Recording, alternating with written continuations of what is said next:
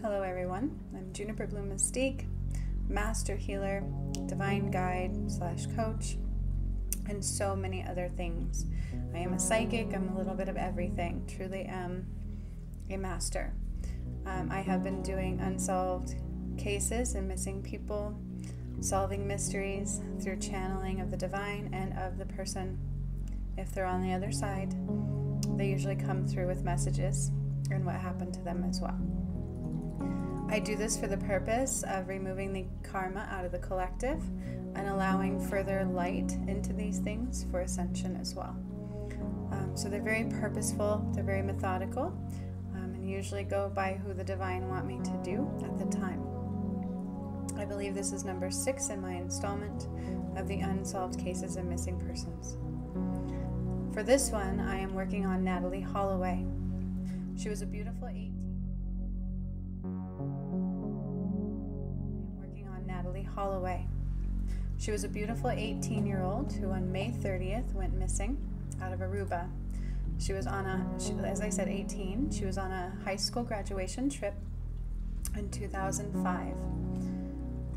She was very vivacious, outgoing, outspoken, she says, so she's right by me. I called on her already. And I'm going to give you what she gives me. She is saying that most of you are already well aware of who she is and what what happened to her. She is validating that most people know most things. So as I said, she went to Aruba on a high school graduation trip, and she was nearing the end of her vacation. She was having a really good time, enjoying the beautiful scenery, her friends, laughing a lot, and she just wanted to experience every bit of it that she could before she went home. She is telling me that she wanted to be an actress. She wanted to be a star. To be an actress. She wanted to be a star. Her family wanted to be her to be a lawyer, which was along the lines of what the family did. And if not a lawyer, then a doctor. And this is what she is letting me know. But she wanted to be, and I got chills, she wanted to be a movie star. She was so vivacious and so loud and so outgoing and just happy and loved to make people laugh. That was her thing. She loved to make people laugh. And that's what she's telling me. She just always had a smile on her face, and she enjoyed giving people a smile on their face. And I'm getting chills as I'm saying this. She was very girly. She did have a love interest back at home, and I don't know if people are aware of that. There was somebody that she was interested in at the time. And I think that falls into the story of what happened to her, because she didn't expect it or want it, to say the least. Okay. So what happened to her, and I'm going to take you through what she shows me as she gives it to me. I do see her at a bar. She was not drinking a lot, and she didn't do drugs, okay? She was not somebody that did drugs. She did have a few drinks here and there along the trip, because there I believe you're allowed to. I'm not sure they have an age limit there. But she shows me she was just having a good old time and experiencing things, and there were these males that they had met along the trip a couple of times. And one of them came up next to her at this bar, probably the one you're aware of on the news. And she tells me that her drink suddenly started tasting funny. So there were 3 gentlemen.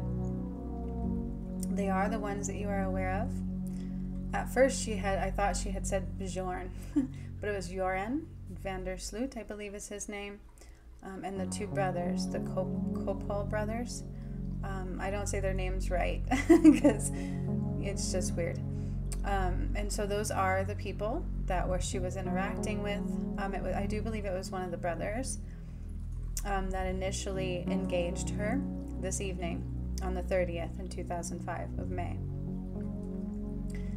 She did tell me that her drink started tasting funny, but she didn't think too much of it because she just figured it could have just been a bitter taste. She went ahead and drank the whole thing. And then she said she started feeling really funny. So she was drugged. What she is calling like the date rape drug, where she still had consciousness, to a large degree, but things started feeling funny for her. She started being carefree to a crazy degree as well. And then she ended up going with these gentlemen who promised to take her back to her hotel, is what she is saying. They said they were going to give her her ride back because she wasn't feeling right. And so that was her end destination, as far as she thought, was that she was going back to the hotel safely, not to engage in anything else other than to go back and go to bed, is what she had said. And they might see a couple of sights along the way, is what they told her. And so she was trusting of this. She didn't have any reason to be afraid at that time. And this is what she is showing me. And so she did get in a vehicle with them, and they drove to a beach. There is a beach, and I do see sand, lots of sand. Now, when I first channeled her, she showed me right away at the beach. This is where her spirit is, okay? It is at a beach. It is a secluded location. It is not a public place necessarily. It is more of a secluded area. I do see wood near there, so they're showing me like a dock, or like a old wooden dock, where there might be like, I don't know, just wood floating nearby, but it's wood. I keep seeing the wood. The wood is sticking out to her and it's sticking out to me. It's like a wooden dock, but a smaller one. Like maybe one you would walk off of or fish off of. Not necessarily a large boat dock. Okay, that's what I'm seeing. And it was definitely nighttime, so there was no other people around but these three gentlemen and Natalee Holloway. Somehow they coerced her out of the car to step onto the beach and just check it out, okay? And again, she wasn't too afraid, but she wasn't comfortable either. But again, she was already kind of loopy. She felt like she was very loopy and just goofy and too carefree is what she really truly felt like at this point, because she was drugged and she just hadn't put that together yet. She knew she felt funny. Now, what she is showing me is that these three gentlemen had planned this very well, and if it wasn't her, it would have been somebody else. She just happened to be their target, because this is something that they do quite often. There is actually a recording of this event, is what they're telling me, or at least there was one at one point, because I do feel like one of them, if not all of them, would record these events, and for a purpose. So this was, Joran is a leader of the group, okay? And this was something that he orchestrated. He would tell people what to do, and this is what she is showing me. He would tell people what to do. He was the boss, the leader, the one everybody was afraid to mess with, because I feel like he was well known in the area, and I feel like his family had clout, is what I call it. That's kind of what she's pointing to. He is the one who told everybody what to do, okay? And so what they did is they began raping her. They were recording it. They were raping her, and she could hear them talking about selling her. She could hear them talking about what they were going to do with her next, and laughing and joking, and one by one. So Joran was not the first one to have his way with her. He was recording it while the others did, and then he joined in. And so they literally did take turns with her. And during that time of them taking turns with her and having their way and brutally kind of, she calls it sodomizing her, just victimizing her. And she could feel the sand. I could feel the sand on my back and on my arms and kind of like hurting me as they were doing this to her.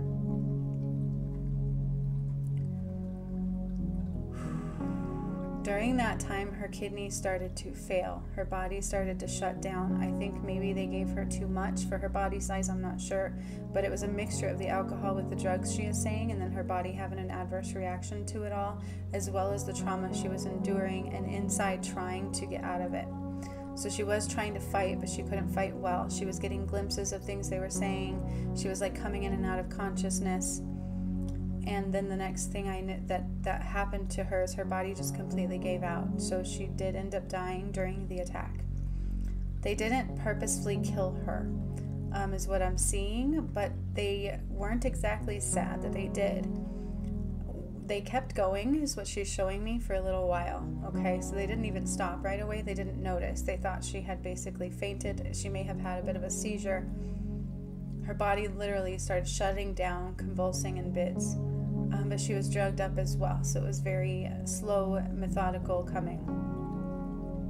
This is what she is showing me, and my throat gets very upset.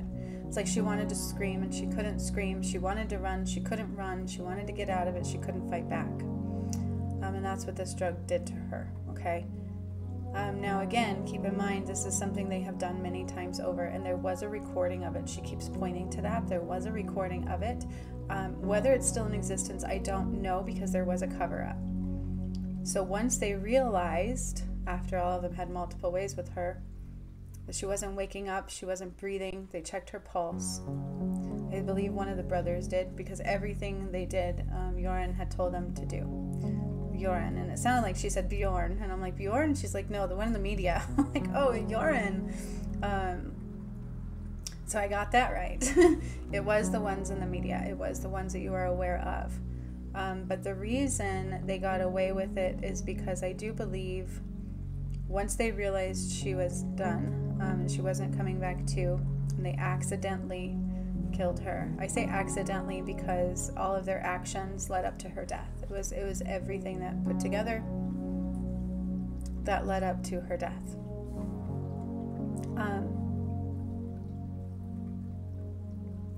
I believe Joran, somebody he knows, like his father or somebody like that, somebody he knows, but I believe there was multiple people. So he called for people to help him cover it up, help him get rid of her, figure out what to do, because he kind of went into panic mode. He didn't really know what to do, but I don't think it's like the first time he's messed up, because he knew who to call, and he always had this like ego of he was untouchable. He felt like he was an untouchable person. No matter what he did, he wouldn't get in trouble, and this is the way he was raised to believe. He was raised with that kind of energy around him. He was raised to be one way, to feel like he was a leader of a pack, to feel like he was large and in charge, and to be unstoppable. That was basically how he was raised, and that's what she's showing me. So I feel like maybe if it wasn't for his upbringing, he would not have been this way. However, he did get help. He got help, so there's at least 6 individuals involved in total. There may have been demolishment of the video. I'm not exactly sure, because she's not sure the video is still in existence at this point. But there was a video. There was a lot of evidence. They did end up... So what she wants me to tell you is that her spirit never left that beach. She still is there. She's enjoying being there. That's where she chooses to stay. As her spirit, like when she showed up at the beach. And when I asked her exactly what happened, I get bits and pieces of that. So I feel like there was multiple aspects of her cover up to what happened to her, and I don't feel like they're going to find her body. I do feel like at some point her body is multiple places. I do. I feel like it's been disposed back of in the water somehow. I do see the water. The water is very much so at play. And what she told me is she was disposed in the water in the end, but in a way you will not find her. So almost like ashes, almost like pieces, but in a way you will not find her. And that is the key words there, is what she told me, is she's mostly back with the water, but in a way you will not find her. So they did multiple aspects of this. They covered it up in several ways. Joran is the one who has all the answers. He is the one who orchestrated everything, and this is what she keeps pointing to. He called the cover up. This was all his doing, and he was very good at telling people what to do. But nobody would go against him because they're all afraid of him. They're all well aware of who he is, what he can do to them, and so again, I'm feeling like within the police, within the community, his family, or he had a way of getting away with things. Like he felt unstoppable. He felt like nobody could touch him at all because of this, because there was a cover up in such a way. And even though they pretty much knew it was him, they were forced to let him go, because there were people who have power, okay, over the whole community. And so this is the kind of mindset that he has, and this is the kind of mindset he was carrying forward. She is showing me, though, that deep down it did eat him up a little bit, and it changed him even more after this incident. They didn't intend to kill her. They actually intended to possibly sell her. So they were trying to take what they were doing into a bigger, deeper level with other people and make it more lucrative. It was kind of this weird mindset, this weird mind mess.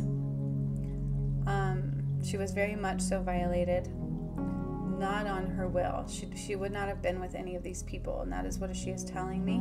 She wants somebody to hear that.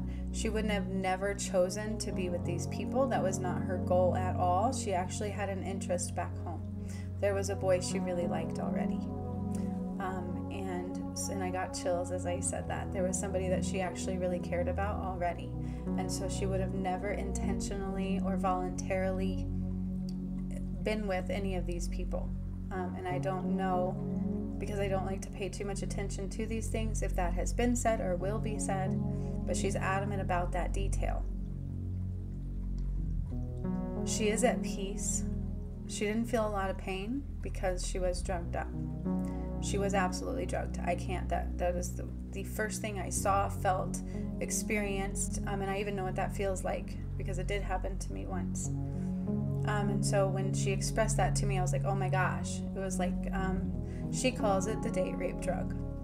What exactly it was, I don't know, but that's what she's referring to it as. And this is something they would commonly do, and I feel like multiple people were aware of who these fellas, what their game was, what their MO was, and nobody would stop them from anything. Everybody covered it up. Multiple people were aware. 6 to 8 people are aware of what happened to her. But I feel like the cover-up is in such a way where her body probably won't be found. It might. There might be some sort of evidence she's pointing to that will be found, but that's circumstantial. That just depends on the right place at the right time with the right happenstance. There could be a few pieces left. It might be some bone fragments, not whole pieces. I'm sorry, I know that's gruesome, but that's what she's showing me. I feel like they're in multiple places. But I do feel like in the end, they ended up, for some reason, disposing her again back at the water. That's where she's choosing to be. That's where she was happy.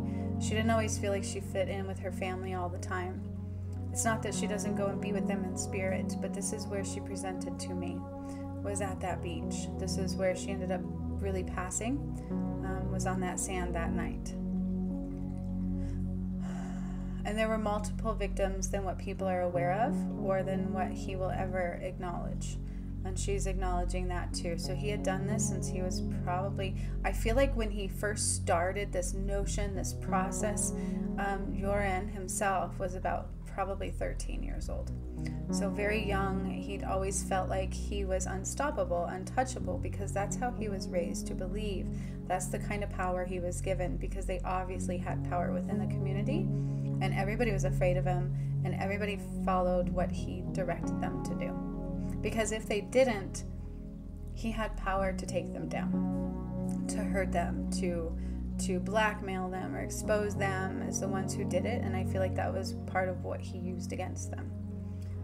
But again, even Joran, somebody was above him, so it was a father. I feel like a father, an uncle. It's almost like a mafia type thing going on here. But beyond this, so they had like lawyer abilities, lawyer capabilities, police clout. They had a lot of money there and a lot of power. And so this is why, essentially, I believe he was let go. That's kind of what she's pointing to. That's kind of what I see. I feel like they knew, but they were forced to let him go. You know, a lot of people will follow suit with either the threat of loss of something, loss of money, loss of clout, or fear of retaliation is also what I'm hearing. There was fear of retaliation. She is at the beach. I do believe it's a different secluded part of the beach. It's what I'm seeing there is like the wood. It's almost like wood. She keeps showing me the wood there. So there's wood going into the water. That's a key thing, and I get chills when I say that. There's like a wooden dock, a wooden bridge going out into the water, but it's an older one. And I got chills as I said that again. And so that is a key feature for the part of the beach that she was at. It was beautiful, beautiful sand, like gray sand, very light colored white sand, but it did hurt. That's what I keep feeling. It was not comfortable to be on at that time. But the water was beautiful. It was a beautiful place. And unfortunately, her final resting place. She definitely is on the other side. There's no doubt about that in my mind. That's how she shows up, is in her bathing suit.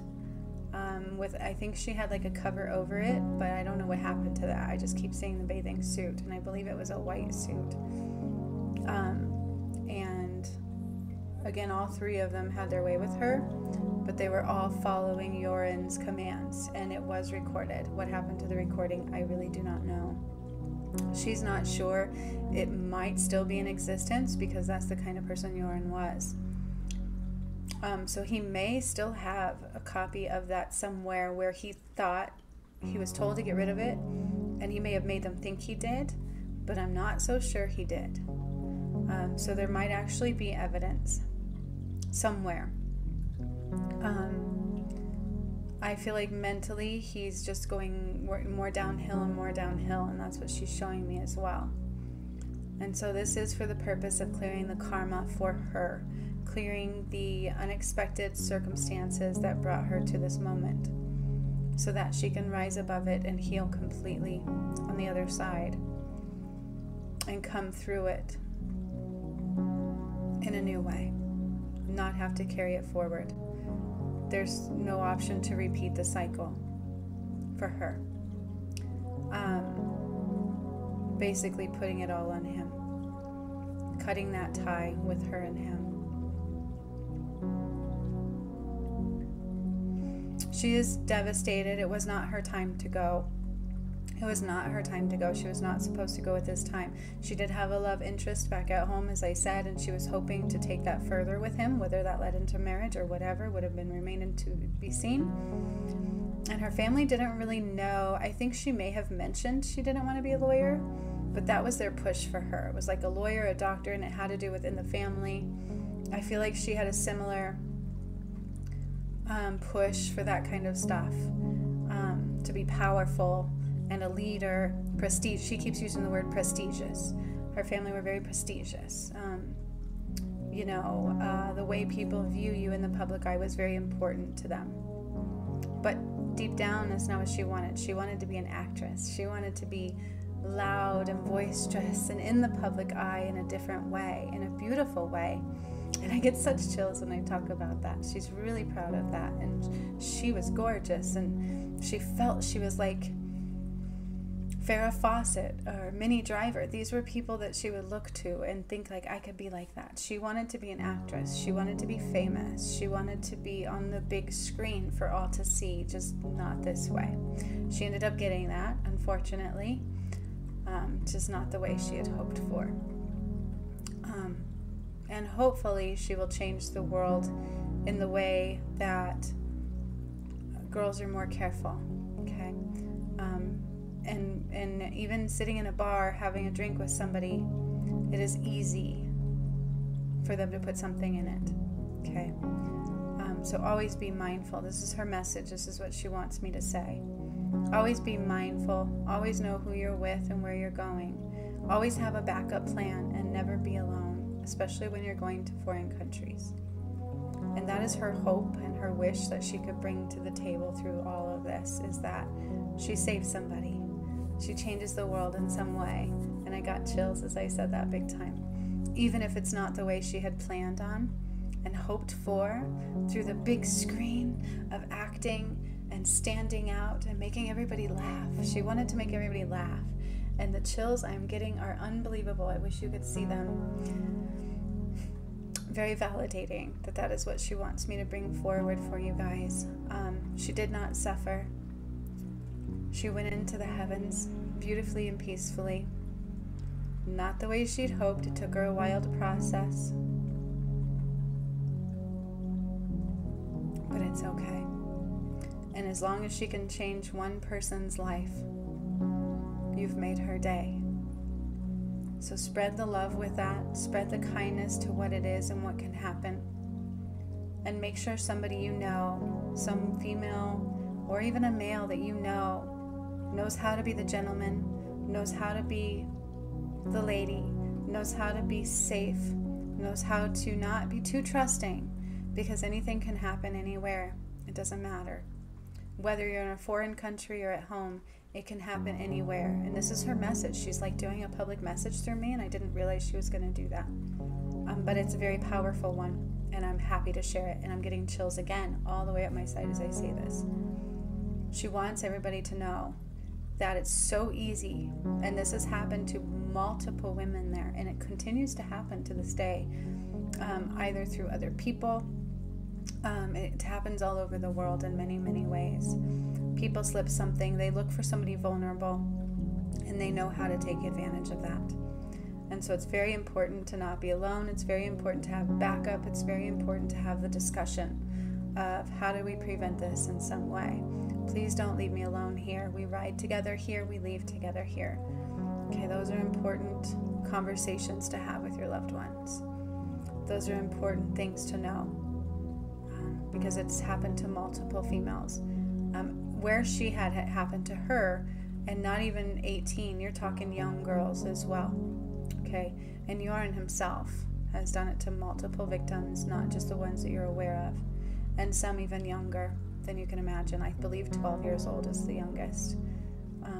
As long as he saw a clear pathway and he thought somebody would enjoy what he was doing in some way, or he could benefit in some way without getting caught, then he was all for it. He didn't have a lot of limits, and that is what she is saying, because he had this, even if I get caught, I've got people to help me cover it up. I'm unstoppable.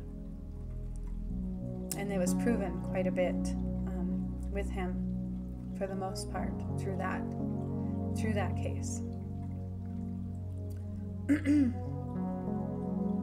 I believe at this time he's lost some of that clout. I'm not sure, but I think he's in jail, right? I don't pay a lot of attention to it.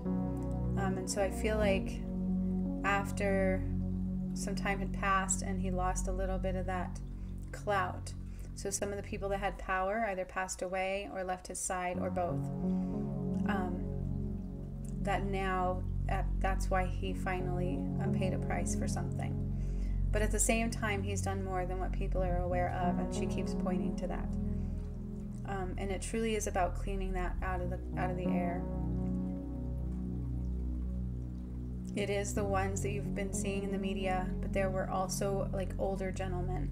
So there were 6 to 8 in total of people that helped clear that out, that helped cover up, that helped move things about, and continually moving things and changing the energy of it, so that nobody caught on to the full gamut of what happened to her. And I do believe it's next to impossible to find her at this point. But the beach that I keep seeing, so I see the beach and I see the sand. It was like white sand, the water. I can hear the water. I can hear the men, the gentlemen, talking. Again, it's about selling her, doing these things. There was something about a blonde and American. They were very into that for some reason at times. But the wood, I keep seeing the wood, like the wood dock, but it's not like a huge dock. It's one you can walk on, maybe 2 to 3 people wide.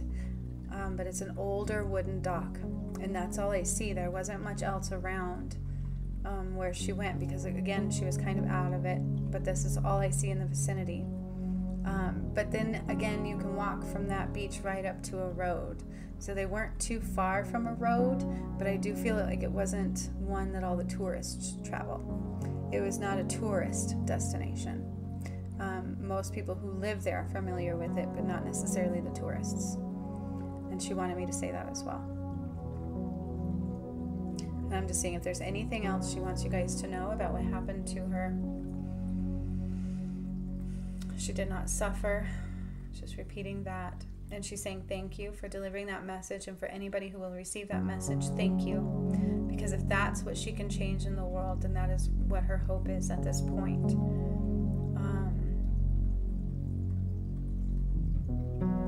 And she's also saying don't ever be afraid to speak your truth, because she did feel hesitation to things, but she didn't act on it. Okay? She was almost afraid to be mocked or made fun of, or for people not to listen to her as well. And so don't ever be afraid to speak your truth. And this is within her family life. This is within everything. It's like you've got to listen. This is what we do and why. And what truly matters is what's in your heart, not what others expect of you. And that's what also she wants to share. Natalee says what truly matters is what's in your heart, not what people expect of you. And I'm releasing that for her. That's one thing she carried forward that she now got to let go. Again, if anything happens with anything, she just wants to be able to spread those words, and to spread the words of teaching your loved ones how to be safe. And I got so many chills on my side. That is her goal. And she wants to thank everybody for listening to her true story and what really happened to her. She's such a beautiful soul. She would have been a great lawyer, but she would have been an awesome actress too. She would have changed the world in beautiful ways through laughter, and everybody would have known who she was the right way. But unfortunately, it was this way. And so now her goal is to help change the world that way. So much love to all of you, and may her soul rest in peace. Until next time. Thank you, Natalee Holloway.